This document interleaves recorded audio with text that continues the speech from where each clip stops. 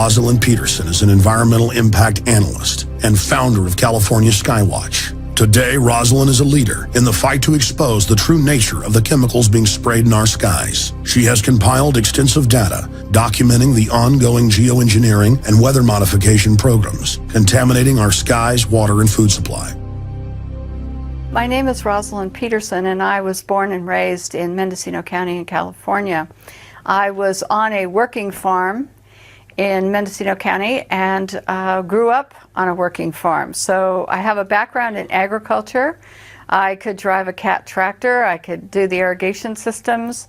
I decided to take environmental studies and planning course at Sonoma State University, where I got my degrees.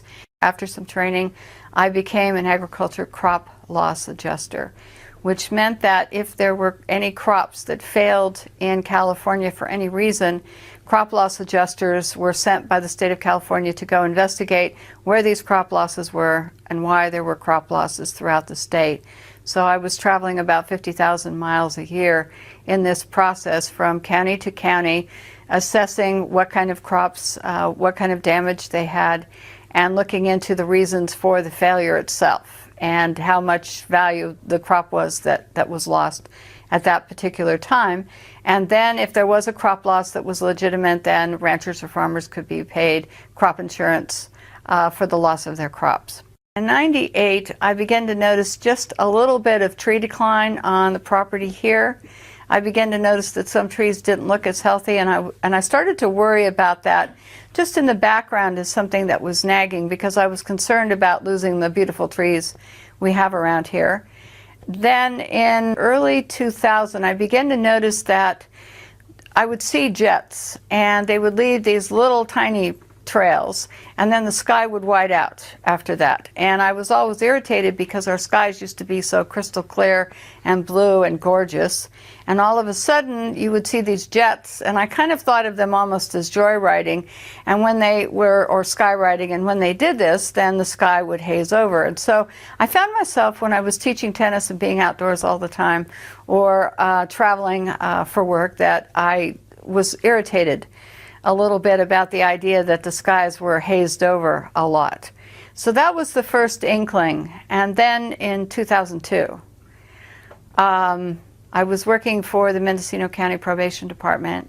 I was on a lunch break, and a friend of mine stopped me and dragged me into his office and said, "What do you know about this?" And I said, "Nothing." And so he said, "Well," he said, "look," he said, "I want you to know that something strange is happening here, and I'm really concerned about it.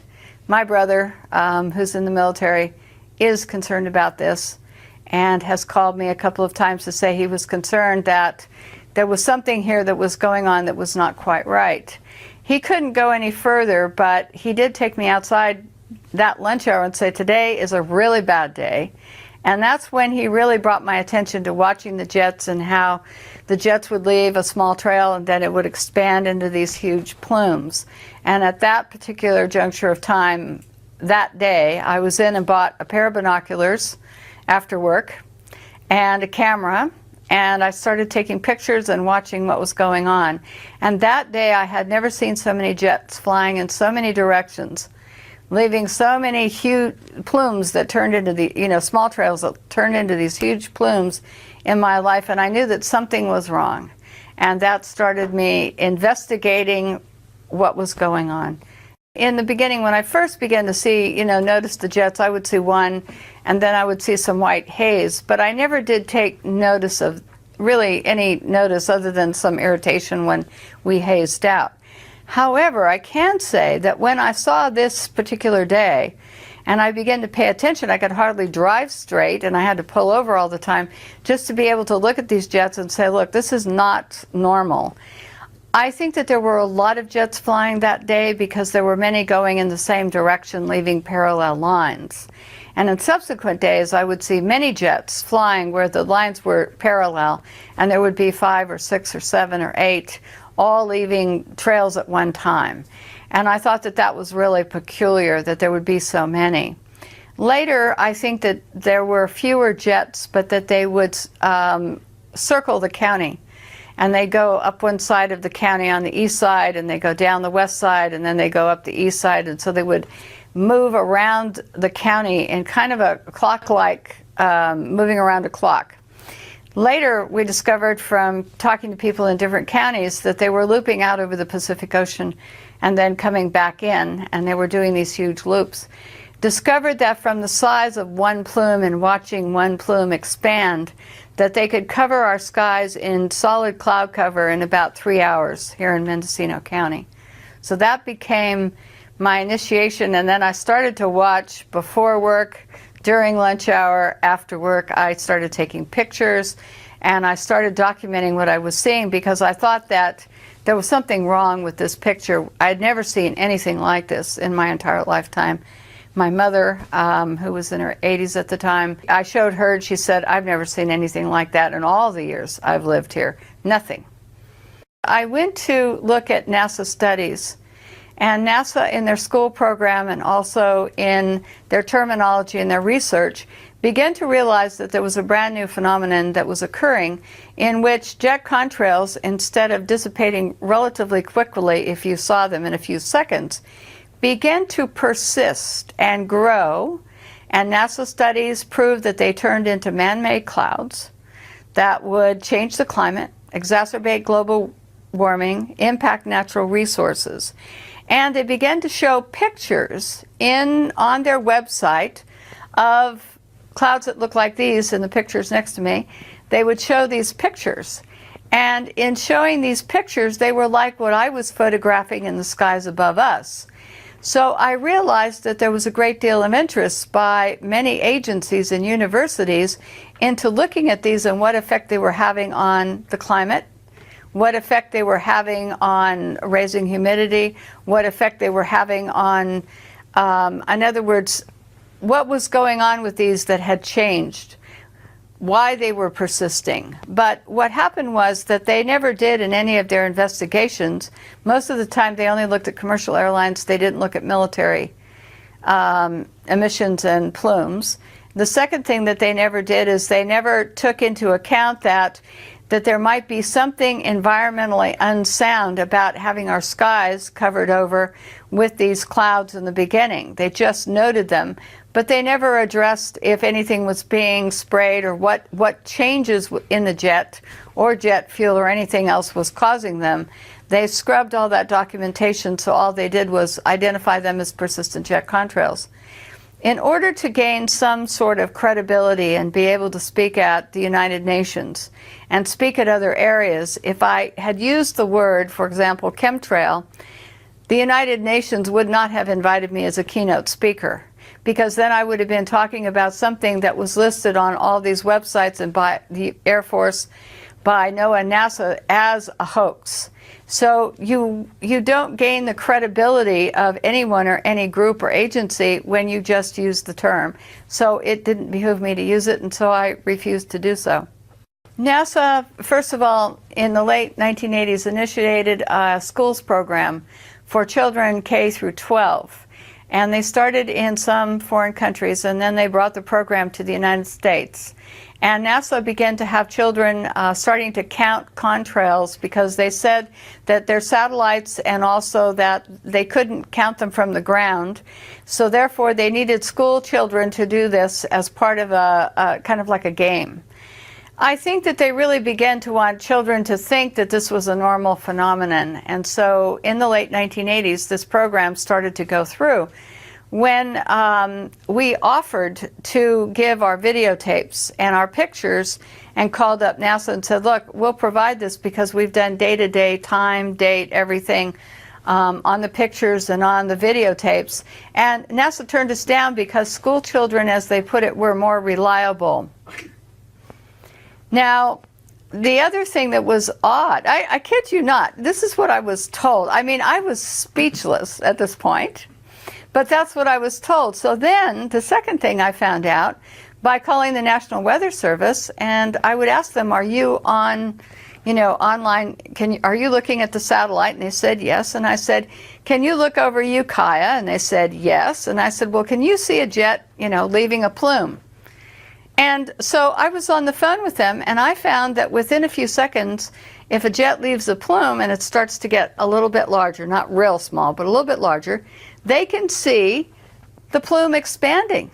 And we were talking about the same one that was going right over Ukiah, and the plume was expanding. And I said, well, how come in your weather reports you don't talk about this as man-made clouds or persistent jet contrails? How come you're talking about this as being a front, a weather front? And they said, well, that's the way we deal with it because it's clouds. So we look at it that this is being, a weather front is coming through and this would produce these clouds. Well, I said, but it's not being produced by a weather front. The barometer is not dropping. There's nothing going on. I said, how come you don't just use the terminology? And he said, well, we just don't. So it was an odd dichotomy of having your weather reporters who could see these on satellite, which told me that the argument that school children could do better and that they couldn't see the contrails from satellite, they can see them and they can see the cloud cover. I even found out from the National Weather Service that they can see haze. They can actually, it's so good, they can identify haze. So I began to think to myself, well, if they're seeing all this, why isn't it being reported? And it's curious because no weathermen will talk about it.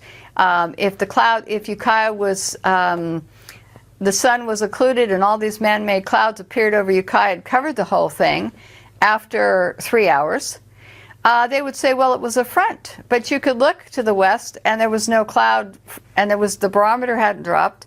There was no cloud front coming in from the Pacific. There was none from any direction.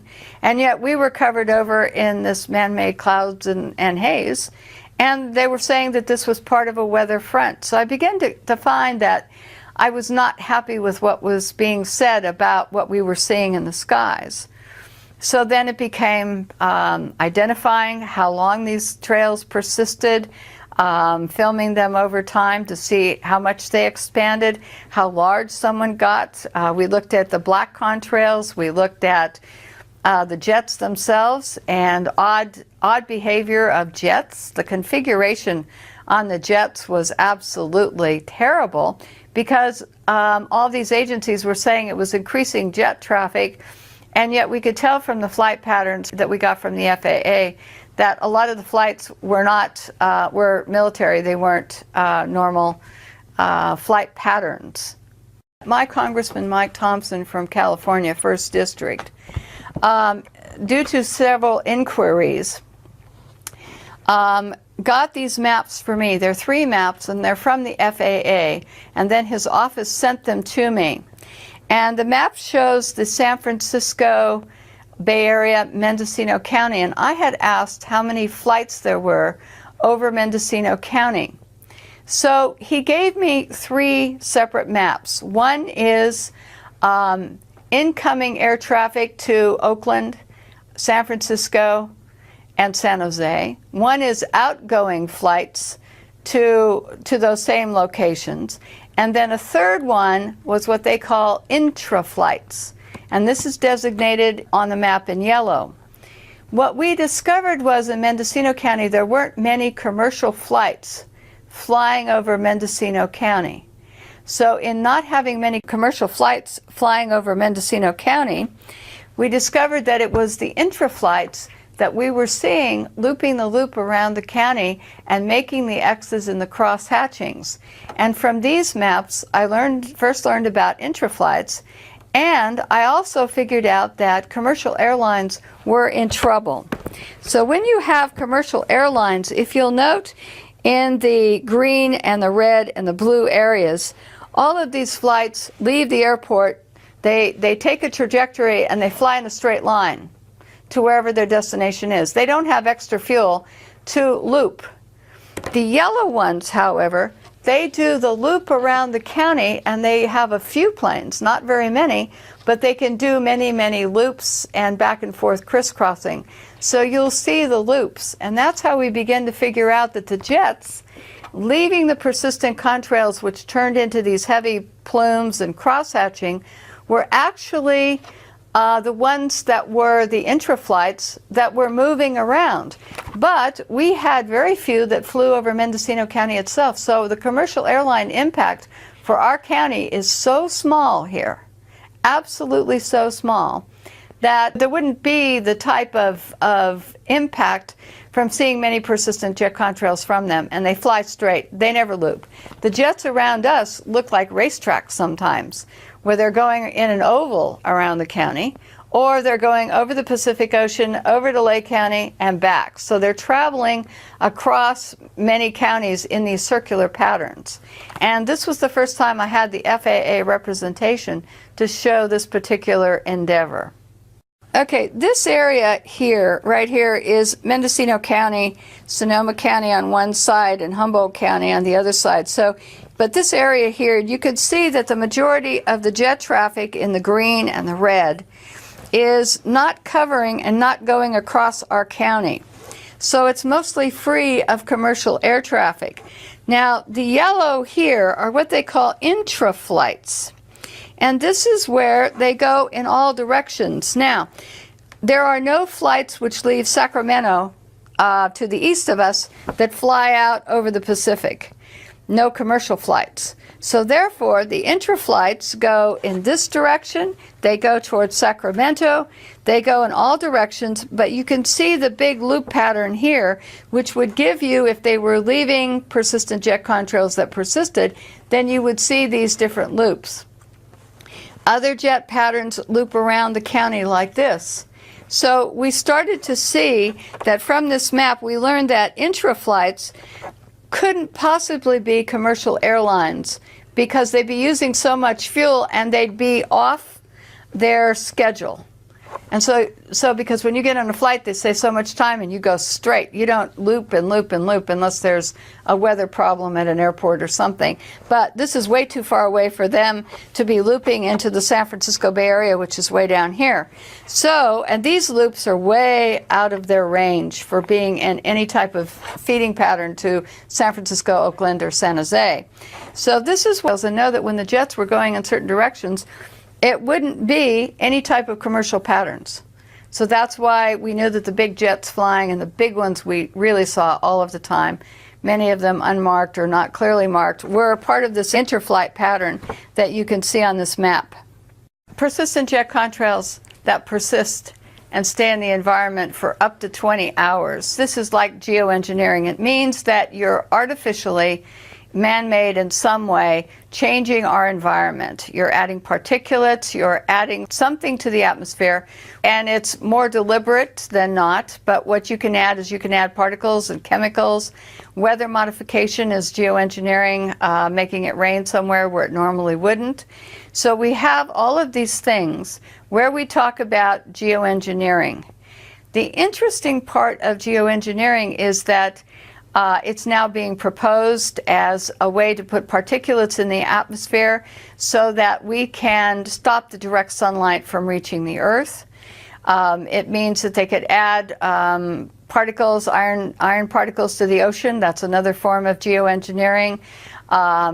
In other words, when you have jets that change the climate, that's another form of man-made geoengineering. So geoengineering means something that you're going to do in the atmosphere that would not normally be happening on any normal type of basis. In other words, a volcano would be normal. The particulates coming up from a volcano, for example, would be a normal phenomenon, and then we would take whatever consequences comes from that.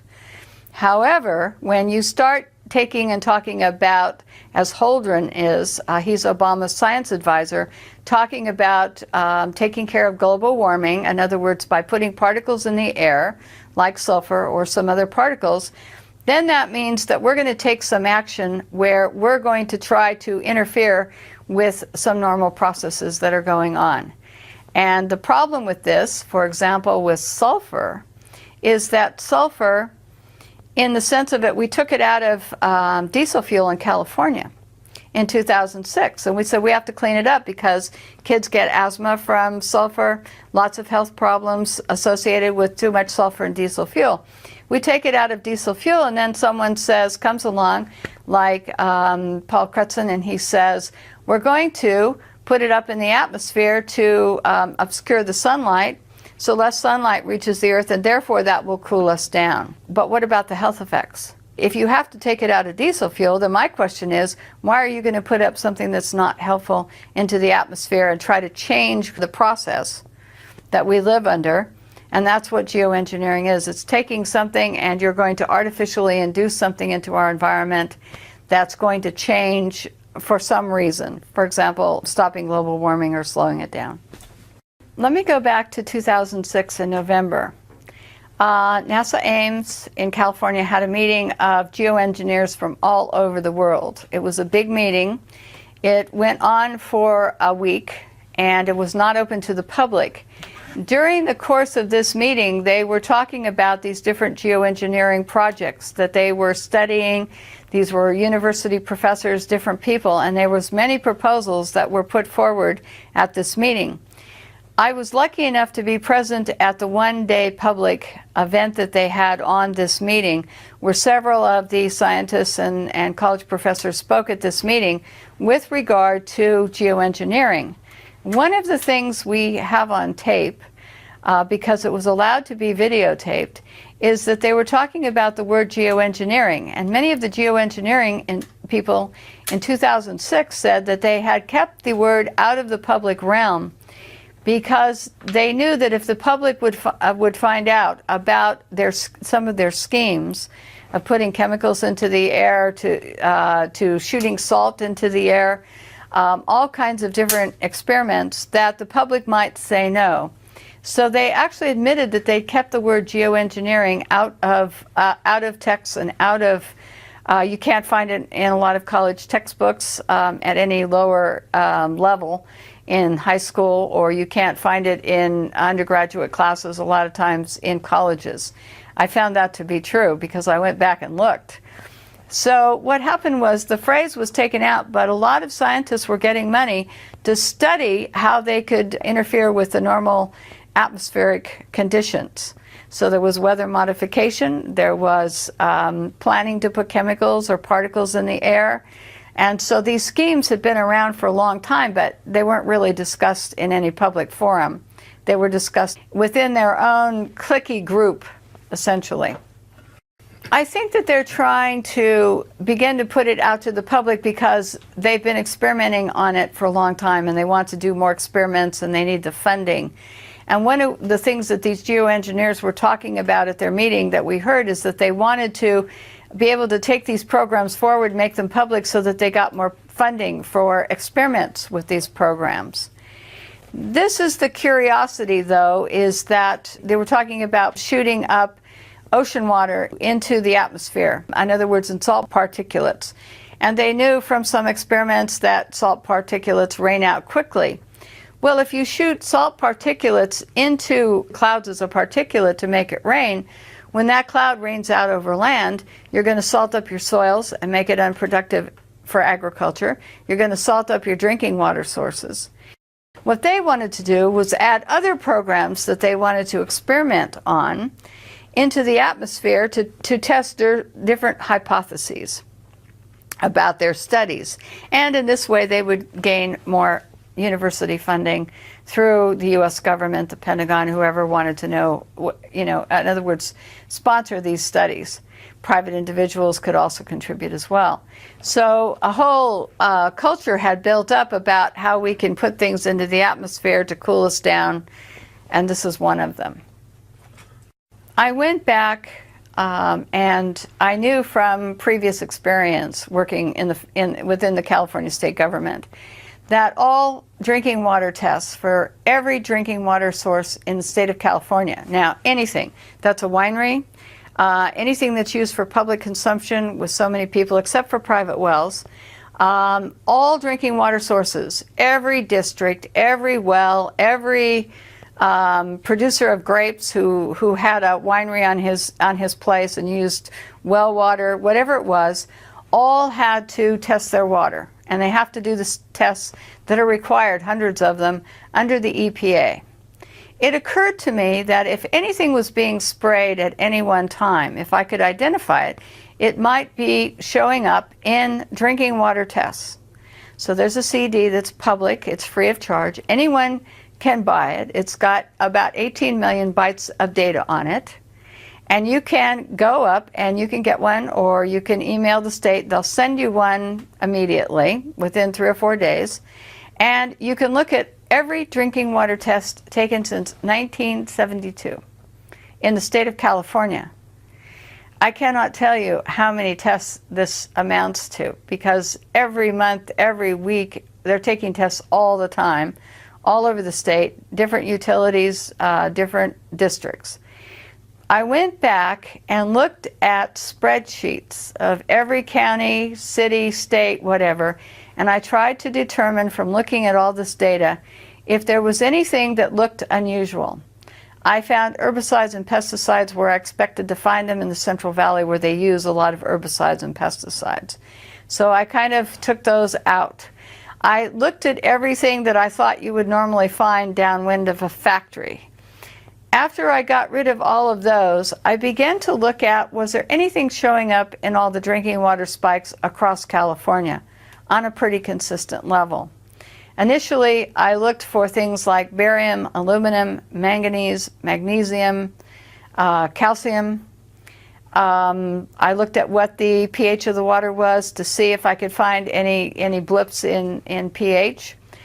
But what I discovered was that during the course of the year, starting in 1990, no less, that the water sources were all registering unusual spikes. Now, they weren't spiking just alone. Almost every water test in the state of California was showing spikes in a certain year and a certain month for certain of these chemicals. And I have a list of them, and I will be able to give them to you, but I was absolutely amazed and surprised about these spikes, and I said, what's going on? Why are these spikes occurring in almost all the drinking water sources all at the same time across the state of California? Now, sometimes wells would spike in a time distance if they had any type of, the water that would come down in rainfall or flooding would get into the well systems. Then you would show spikes later and not as high because of percolation problems. But we began to find these spikes. And it began to tell me that somebody somewhere was beginning to use inordinate amounts of arsenic, barium, aluminum, calcium, manganese, magnesium, and that all of these things, lead, iron, were all spiking at the same time. How can you have them spiking in the same time across the entire state of California when prior to the 1990s, and they were testing for these chemicals prior to the 1990s, that they weren't showing up in water systems at all, or they weren't spiking? And all of a sudden, way over state and federal standards, we found this data. A friend of mine took and graphed every single water district, every single piece of data, and we now have a graphing program so we can look at any water system in California, and we can determine if they were spiking in unison with any other water system across the state of California. It took 300 hours to write a program to do this. Monumental chore to do, but we now have it, and we can show you the graphs. We can show you the actual water data from the state and show that these are unusual spikes. My job then began to go and look at graphs that were provided by the California Air Resources Board. And what we discovered is that the spiking from the California Air Resources Board air tests were also spiking in the same years and at the same time, and coordinated with the spikings in the water supply, which led us to believe that this was something that was airborne and had to be hitting us from the air. Now, the California Air Resources Board did do a number of tests to see if any of these chemicals over time, and they weren't doing it because of us, they were doing it out of curiosity, but they did run some tests to see if any of these chemicals were coming over from China. And what they found is, if it wasn't in any great quantity, and for the most part here in Mendocino County, where they had one test site, there wasn't anything coming over. So that led me to believe that it had to be over us. Something had to be happening that was happening here versus maybe somewhere else coming in from the Pacific. So that sent me off to look at government documents on these chemicals, how dangerous they were, where they were being used, factories, everything. And what I found out was that we were having these spikes here, and we have no industry between the Pacific Ocean and Hawaii and where we are here in Mendocino County. There wasn't any industry, and the few industries that were small and weren't consequential because they didn't release anything that would look like the massive amounts of lead and iron and barium would not be coming from those particular plants.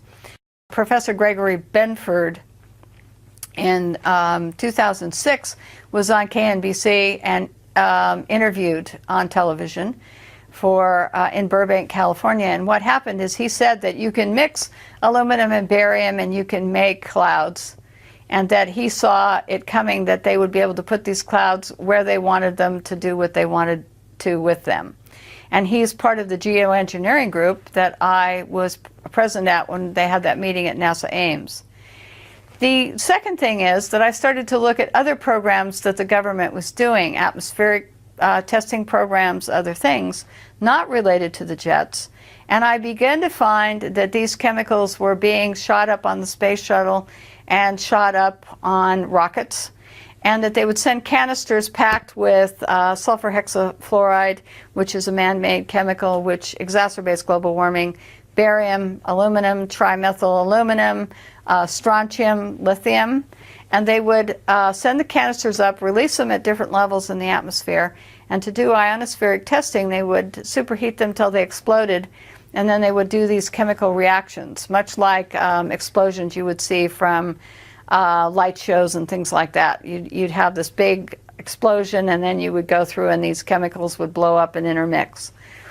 So the barium, I began to think that were these coordinating, these atmospheric tests, were they coordinating with the spikes in California and other areas? And I believe that from some of the data that I looked at, trying to correspond the dates of the tests, when they were done, and also the water data and the air data, I think that some of these could have actually added to the water pollution in the state of California airborne, because this would come down.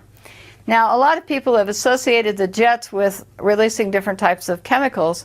I do know from the EPA that there's a whole host of chemicals, jet fuel emissions, and they're highly polluting, just like automobile exhaust. Carcinogens are involved in them. They deplete beneficial atmospheric ozone. They have crop damage associated with them. Some of the chemicals are involved in short-term memory loss, other things. So we do know that in this plume, it's not benign water vapor and ice crystals. But I could never find any documentation which would say that anything else was being sprayed. And with all these other chemicals being used in other government programs, it would be very hard to make a correlation unless you actually got into the plume and took a test. But since most of the planes that are leaving these big, huge plumes are military airplanes, you can't fly in that airspace. Pilots would be arrested, and it would be extremely dangerous to get into that airspace under Homeland Security rules and regulations to be able to take the test. So having to take a test at altitude and in other areas, it makes it very difficult. The government has not expressed any interest, nor have elected officials, in actually putting the subject to rest by testing these plumes either. So what they do is NASA, NOAA, a lot of studies, university studies, they look at these plumes and say, yes, these are man-made clouds. They don't say how they turn into man-made clouds, if it's chemical or whatever. And then they discuss the fact that in these clouds, that it's causing certain types of problems, covering us in cloud cover, dimming the sun, and then it's changing our climate and negatively impacting natural resources. The spiking in these chemicals, the state of California and all water districts across the United States and the EPA all require water testing, and they test for chemicals in the water that are hazardous to human health in some way. If they figure that a chemical is not hazardous to human health or animals, etc., they normally don't test for it. But the minute that they think that it's going to get up, when they go up above any acceptable level that the EPA has put in place for these chemicals, we know they're dangerous, they're going to have a human health impact. And they're going to have a human health impact on animals, humans, anybody that is coming in contact with these chemicals. So this is what we know, is that the EPA and all these government agencies wouldn't be testing unless there was a problem. What impact they're going to have is each chemical has a different property to it, and they have synergistic effects. So it's hard to say that if you are exposed to a whole source of chemicals, what the synergistic effect. In other words, each chemical will have one property. For example, barium can raise blood pressure, just as one.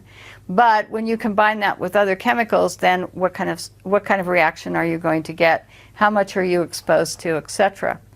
So we have that element of it. But persistent jet contrails, on the other hand, are changing our climate, and they're changing the agriculture part of what's going on with us. When you change the climate and you change the microclimates and you put in more cloud cover, you're going to lower crop production. And they know this from University of Illinois corn crop studies, that if you have normal rainfall but you have more cloud cover, crop production drops. In areas where you had direct sunlight mixed with normal weather, then you would have increased crop production. So just putting and saying that these are ice crystals and water vapor, it's benign in the environment, not true, because it can heat us up. It can change the amount of sunlight reaching the earth, so it can affect the health of crops, health of your trees, because without photosynthesis, trees and plants can't grow strong enough to produce. And you need all of this. So to say that we're going to cut off the sunlight by either geoengineering or through allowing these persistent jet contrails to keep persisting, what we're saying is we're changing our climate, we're doing a geoengineering project, and it's going to have consequences on our food supply. Any chemicals added would have consequences on our water supply. So there's a broad impact here. So whether I know what if jets are spraying anything in particular, what I do know is that they're already harming the environment, and that there's a lot of studies that talk about the impact in coming years will be tremendous. In some cases, they don't know what the effects are. They want to experiment, and they readily admitted that. That was one. Two, they want to be able to continue with their work, because that's job security for a lot of university professors. Three, several of them have stated, well, you know, the public, we're going to be who the world turns to when global warming becomes this big problem. They're going to ask us to save the world. We're going to be the new stewards of the environment, and our programs are going to be the ones that will be initiated to save the world from global warming or whatever catastrophe. So therefore, we have to experiment now, get the funding and experiment now, or continue our experiments so that we are ready to be the new stewards of the environment. But the problem is, when you start putting up chemicals and you start doing atmospheric experiments, you start to impact agriculture, food supplies, watersheds. You start to impact everything that we depend upon for life on Earth. And what happens if their programs go awry? And when they were asked this, they said, well, then, it's just an experimental program. Well, if someone gets hurt or harmed, well, so what? Their attitude was very cavalier about this. And Professor Benford actually wrote a program about the Arctic, and they said in his article, he even said, well, if something goes wrong, why, it will wash out eventually in the long term. And if you have to sacrifice a few people or an area like the Arctic, then that's okay, because it's all in the realm of scientific study. So it's a fascinating article to read. I think it's actually the underlying cause of all of this, and some of the funding is military funding, because the military wants to be able to control the weather. The military has got an agenda that if they control the weather, they can control any country to make it do whatever they want. And many documents, Owning the Weather 2025, there's several documents in which they talk about how rather than having some weapons of mass destruction, in other words, bombs or something, if they could control the weather in a country, they could actually force them and say, look, we will put you in drought, we will put you in floods. So some of the experiments with the weather modification and other things that the geoengineers are doing would mean that it would be a military application, and a lot of money comes from the military sector for this. I've looked at some of the universities and I looked at the funding chain. In other words, who's funding these, because it has to be public, and we know that the military is also initiating programs and paying for funding. So when you look at the funding stream, you can see that it's private corporations, you can see that it's the military. So there's a lot of funding in there that's not coming from you and I because we couldn't afford it. And the big military budget is where there's a lot of extra money for experimentation. So that's where a lot of the funding, and then it's private corporations who will make money from these experiments going in and will produce whatever is needed to do these experiments. So that funding is coming in. It's like the CRES program, the CRRES, when they were sending up these canisters in loaded with chemicals to superheat. Well, that was a NASA budget, that's the US Air Force budget, and then they do ionospheric testing. Well, how do we know what impact that had on the environment that protects us around the Earth? We don't really know. We just don't really know. The first thing that we started to notice about jets and these engines is they would leave a small contrail, very small. You would see it behind the plane, it would disappear within seconds and be gone. All of a sudden, this new phenomenon began to appear somewhere in the late 1980s, as far as I can document from Mendocino County, looking at pictures and weather documents and cloud pictures, old cloud pictures. All of a sudden, there seemed to be a time when NASA and other agencies began to realize that contrails were beginning to persist. So NASA started studying jet contrails, and they started to see that they were persisting for up to 20 hours. They could cover 4,000 square kilometers. So they could cover huge areas, one contrail this is. So NASA studies began to show that they were exacerbating warming starting in around 1975. They began to show that there was a new phenomenon which they didn't have before, had not seen before, where these contrails persisting rather than dissipating very quickly began to be something that they talked about, studied, etc. We don't know, in other words, why they began to persist. This is one of the curiosities here. And we just know that the studies, that they were studying them, but they didn't study what they were composed of, why they would be forming, and in other words expanding to such huge sizes. But my curiosity with NASA became that when they were talking about persistent jet contrails, they didn't talk about the fact that there were all these different varieties. In other words, one side of the jet having one type of contrail, the other jet engine on the other side leaving a different type of contrail. One would dissipate quickly, the other could leave a large plume. We had black contrails that we were seeing here. We had contrails that would turn into, it looked like toothpaste on a tube. And when you saw these, I call them toothpaste trails. When we saw them, what we noticed is that they would dissipate relatively quickly. They'd break up into unusual configurations.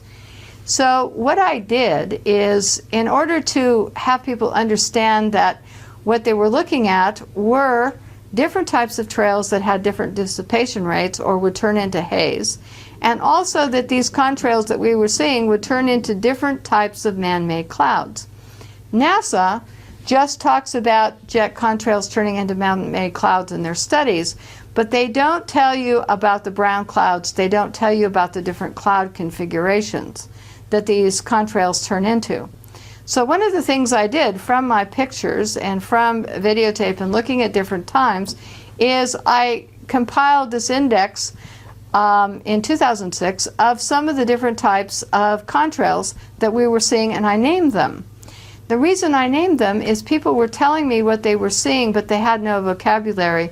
So in naming them, people would tell me that they would see toothpaste trails, or they would see knots on a rope where you'd have a straight line with little bulges in it that looked like someone had tied knots in a rope. You would have black contrails. So this particular document, poster I created to put on the internet and to give to people so that they could see that this was different than anything that they had seen before. So when I started to document this, I took and I would find that there were things called bursts, where a jet would fly in leaving a contrail, and then all of a sudden you'd see this huge burst, no contrail leaving, but you would get this kind of configuration. And I go, well, what happened here? Why did this create a burst which then expands for miles and miles and miles over the sky above us? And why would this part of the trail turn into this type of configuration? So this was odd. So we had bursts. Then this configuration, on the same day we'd see other jets flying in, and it would leave bursts that look like this. And after a period of time they would turn into these kind of little cloud formations that would hang out in the sky around this bigger burst. Now other trails that would be left would be absolutely huge in configuration, and they'd start small, like up here. Every one of these contrails started very small, just as a fine line. But then after watching for a minute or two, we would figure out that it would turn into one of these other configurations. So some of them, we can tell right away, would turn into this type of a plume, which would turn into this white, in other words, kind of a cloud-like formation, but not a real cloud. It's a man-made cloud according to NASA, and it would cover the whole entire sky.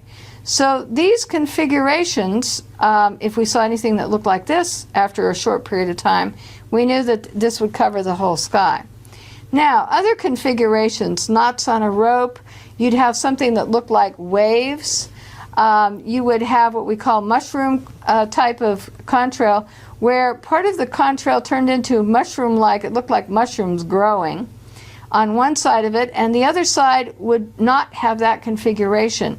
So the two sides of the jet engine would release a different type of plume, which would turn into, on either side of the jet, one plume could dissipate quickly, the other plume could turn into a different configuration. So we thought it odd. Then we'd have black contrails that would expand and expand like the white ones, but look like black. So we thought, well, what's being released that would turn black? So all of these contrails I put into this poster so that people could see the feathers and the different ones. And as this was on the internet, people began to say, we're seeing this type of plume today. We're seeing a twist, where it looked like there's a twist on one end and then this big plume would come up. So they could name the trails, how long they were seeing them. So when I talk to people from around the world and in the United States, we can discuss what type of trails that they're seeing, and then they tell me about more and send pictures of different ones. Now this one, this colorful one right here, almost looks like an aurora, and this type of contrail is usually laid out before we see this kind of configuration. Now without this, you can't see the color in the background unless you have the contrail here to show you what it looks like against the cloud. You can't watch the experiment or whatever's going on. We never saw anything like this when we were growing up. My mother, who first saw these when we were back first seeing this in 2002, said, never saw anything like this. We would have noticed. Somebody would have been taking pictures of this. Someone, see, it has to be new because there were no pictures of this. So this is why I invented this particular poster, just so that people could get an idea of the different types. Well, then what happens? Why would you get different types? And so the standard answer is, well, there's different atmospheric conditions. But then we found that one jet would lay a short contrail, another jet right behind it would be leaving one that turned into a huge plume, another one would leave white haze. So we're saying it can't be just atmospheric conditions, there has to be something else going on. Then we saw X's and stop and goes, where a jet like this would leave a plume and then all of a sudden it would stop. We saw spray apparatuses where there was a wingtip to wingtip spraying, so that you could see that there was spray coming off the entire length of the wing. Stop for a while, then start again, stop for a while, start again. So all of these things were going on, and we're saying this isn't just normal, something that we've seen since 1919, before we even had the equipment and no jet engines. So when NASA says they've seen contrails, for example, since 1919, not from jet engines because they weren't in existence. Many times in recent years, we have seen this configuration, this aurora type configuration here. However, when you go back into recorded history, people have been taking pictures for a long time. People have been addressing this issue for a long time. And there would have been pictures somewhere in the 60s and in the 50s. Someone would have been taking these kind of pictures, looking at these type of clouds, seeing these configurations. And so that's why this is a new phenomenon. And this is something we have to address because it's impacting agriculture and the amount of sunlight reaching the earth as these expand. So we know that they're having certain problems. So we have to get our elected officials to begin to address these issues of how they're impacting our environment, and are we going to allow this to continue? And that's another issue here to be dealt with somewhere down the road. But this is why I'm bringing all of this to attention. Now the other thing is, up in these pictures up here, a lot of pictures we have white haze. And we never had white haze here. We had clear, deep blue skies. We could see the stars. Now we have studies showing that telescopes are going to be worthless because we're either going to have the white haze or we're going to have these man-made clouds. You won't be able to see the stars, which we can't a lot at night, because we've got all of this cloud cover and white haze going on. But a lot of times the jets will quit spraying here if they say there's some celestial event going on, or there's going to be some sort of fireworks or an air show. All of a sudden, how come we have blue skies? Jets aren't leaving contrails anymore just because there's an air show or because some event is taking place. So sometimes we have no jets and our skies start to go back to blue and the white haze begins to dissipate. But then the minute that they start again, then we go back into having our skies look like this. That leads us to questions on why rickets is on the rise, where children now in the United States are suffering from rickets, according to the CDC, University of California at Berkeley, Kaiser Permanente Hospital, are all studying an increase in rickets. Why are we having rickets? Well, when it's the turn of the century and when children worked in coal mines in the United States, those children suffered with this bone disease called rickets. Now it's on the rise in the United States, and could it be that we're having so much cloud cover from these persistent jet contrails that turn into man-made clouds and haze that we're getting less sunlight, and therefore we're not getting enough vitamin D and we're getting cases of rickets. No one is looking at this subject with regard to when they're studying rickets. When I look at their studies, they're studying a lot of other things, but they're not studying what's happening in our skies to determine if this is one of the causes, and this is something that should be addressed. What we see from the ground is we'll see a plume and then it expands. And the satellite pictures do show, and I have a lot of them, other people have a lot of them, we've seen them, do show the contrails and they show the cross-hatching. They show that they're expanding. You can watch them over time on satellite pictures, and you can see as there's flights going around over certain areas that they expand. So we can see them. So they can see them from space, they can see them from the ground. So that there's no secret here about who's flying the jets. The FAA keeps records, Homeland Security keeps records, everybody keeps records, who's leaving the contrails, where these planes take off from, because they have to file flight pass. And they can see them and they can follow them at the National Weather Service to see how the plume expands. So this is not a secret. So the satellite pictures are very revealing, and they're very good with looking at this type of phenomenon.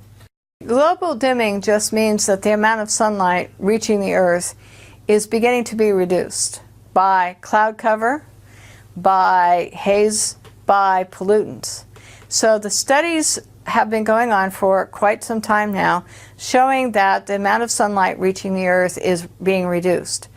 Now, the catch-22 here is, to reduce the amount of sunlight reaching the Earth, we are already subjecting ourselves to global dimming from some of our activities and the jets.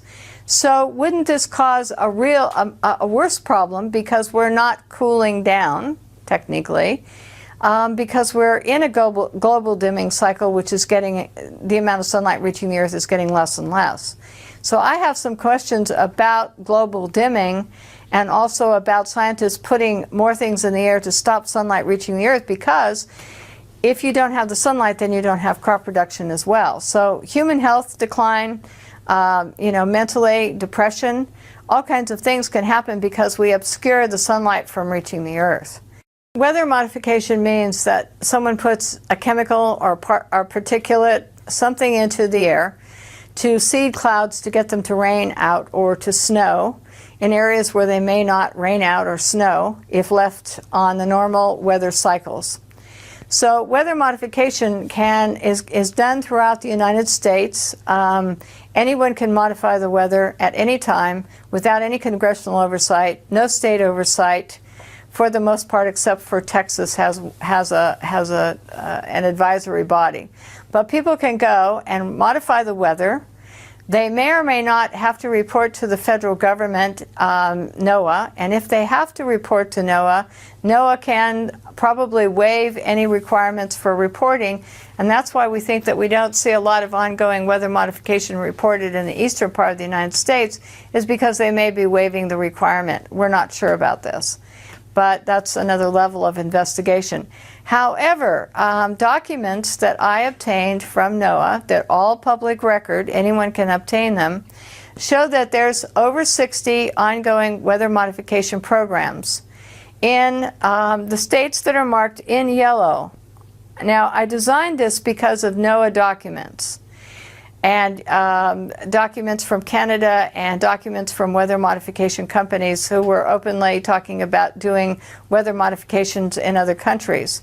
So the yellow part of this section is all ongoing weather modification programs. They can use rockets, small planes, large planes. They can use any method to ground-based applications, shooting things into the air. All these can be used in weather modification by companies or states or cities, private companies, private individuals. Anyone can modify your weather. Now, they don't need public consent, public permission. They can use any chemical that they choose, experimental or silver iodide, which has been around for a long time. And so all of these programs are ongoing. One weather modification can modify 184,000 square miles at one time, and that's bigger than the square miles of the state of California here. California is only 164,000 square miles, and yet one state is modifying 184,000 square miles. That's bigger than Idaho is modifying, only has 63,000 square miles, but they can modify 184,000 square miles. So the range that they're modifying is into other states over other areas. Now, you can have rain enhancement, snow enhancement, you can have hail suppression, they can dissipate fog, all kinds of programs are going on. But most of it is involved in putting rainfall or snow, more of it, or into areas where it doesn't usually get very much. So you can, the major impacts are agriculture, watersheds, tree areas that might be subjected to not getting as much rainfall, and once these programs are implemented, they can't control the end result. So you could get flooding, too much rain, not enough rain. Now, Wyoming, for example, here, decided in 2006 to put more snow into the Wyoming mountains than ever in recorded history. And what they intended to do with that extra is to run it all into Southern California to feed Southern California's thirst here. So they implemented the program, and they were extremely successful. Never had Wyoming had so much snow in its mountains. However, since that time, Colorado and surrounding counties in Wyoming have on and off suffered drought, extreme drought, and they have less water coming down the Colorado River. There's less in the watershed. So you're having a problem that when you modify in one area, you're going to subtract or have a negative effect on another area. Siskiyou County up here in the central part of the state, up north of us and east, fought PG&E and solved the problem of the weather modification that was going to be implemented there, because they said, we don't want you to modify our weather to put our snow and our water somewhere else.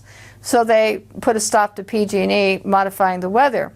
However, the city of Los Angeles is now got a weather modification in the San Gabriel Mountains. And this weather modification is new, starting in 2008. And now we're having complaints from agricultural producers in this area that they're in drought, not getting enough rainfall. The Panhandle, Texas ranchers are complaining bitterly that weather and their snow and rainfall is being redirected into other areas by weather modification programs, and that the grass isn't growing, so that they either have to feed their cattle or go out of business. And there's an online discussion of that on March 6, 2008 that you can download from the Texas regulatory body here to listen to their complaints. And they even feel that some of the weather modification programs have triggered tornadoes and unusual weather events in their areas. So this is what it looks like here. Canada modifies the weather here. You're having some experiments in Florida, and you're having some experiments in Alaska, and Mexico is modifying the weather. So as the jet stream moves from west to east, California and PG&E says, well, if we need extra water, we can take an extra 10% of the water from one of our programs and keep the water from traveling into Nevada. We will have it rain out or and put it in snow, and we will have that do that so that Nevada could get less water. So as the jet stream moves this way, and people are putting in more and more weather modification programs, it's going to affect agriculture, watersheds, water supplies as it goes this way, because you're going to be putting it in places that don't need it for private gain, commercial gain. Ski resort could have a weather modification over their ski resort, which might take water from somewhere else or snow from some other location. So we need to get Senator Kay Bailey Hutchison's bill, number 601, defeated this year, because it allows anyone to mitigate or modify the weather with very little definition of mitigation in order to do what? So, but all these government agencies would be allowed without congressional oversight or public consent to modify the weather. So what happens to crop production? What happens to normal climates? We can disrupt the microclimates. And we add to this the jets and NASA studies and IPC studies, lots of things, university studies showing that the jets are changing the climate. So now we're modifying the weather and the jets are changing the climate. No wonder people here are having, all across the United States, are having weird weather events or lightning events, or because there's lots of experiments. We have lightning experiments as well going on.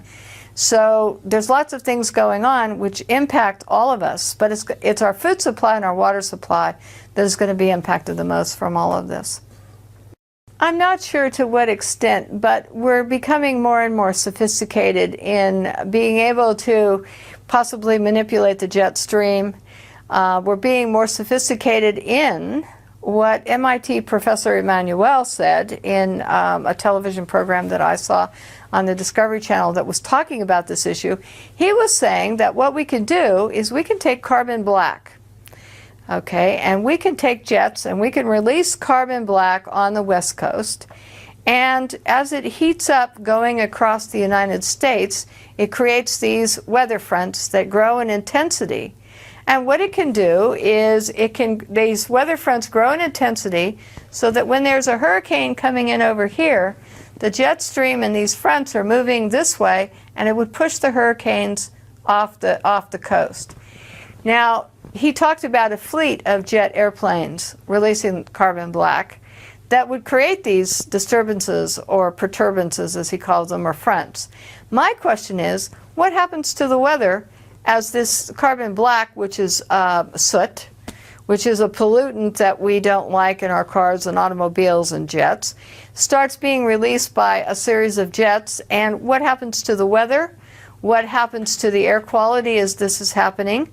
What happens to agriculture as you change the fronts and the weather that's going on across the United States just to redirect a hurricane off, in other words, from Florida or some area on the East Coast? So these are being proposed, these geoengineering projects are being proposed. We kind of feel that since we're seeing black contrails here every so often, that they may be starting to practice with this so that they could determine and see if this particular project would work. There's a treaty against manipulating the weather for warfare. There's also a treaty against having weather modification programs that last more than so many days, etc. But everyone is engaged here, as you can see from this map, in modifying the weather. There's something going on all over. The programs can last as long as they want. All this is going on, and as we perfect this and do studies and research and they perfect, more and more they will be able to control the weather, change what's happening, and when they do that, they disrupt your watershed, the water supplies to your watersheds, and they disrupt agriculture and the microclimates needed to produce crops. And so the detrimental effect is on all of us. And I think that they're, at some point with these weather modification programs, experimenting on us. In other words, we're the guinea pigs to see that if we do this, then we may have this effect. And we could be used to perfect it. And since there's no oversight, no rules, any chemicals can be used, any experiment, with regard to the atmosphere, and that the public has no say, then this is a dangerous thing that we're experimenting with, because we could be destroying our own food supplies.